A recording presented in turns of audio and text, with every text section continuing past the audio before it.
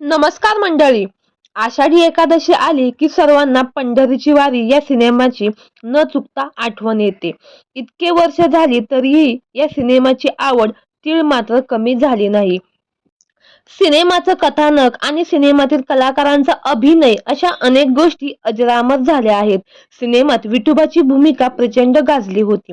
तर ही भूमिका बालकलाकार बकुल कवठेकर याने साकारली होती. एकही डायलॉग न बोलता केवळ हावभावांनी बकुलने संपूर्ण सिनेमात स्वतःची छाप पाडली.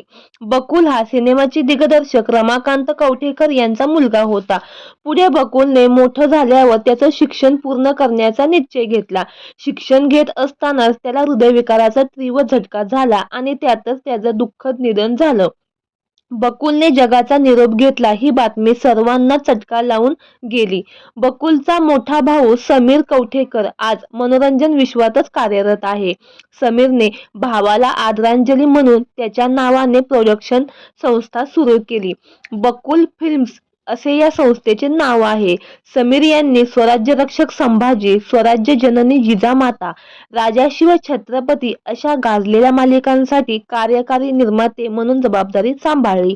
तर मंडळी, तुम्हाला देखील पंढरीची वारी मधील विठोबा आठवतो का? हे आम्हाला कमेंट बॉक्समध्ये नक्की कळवा. धन्यवाद.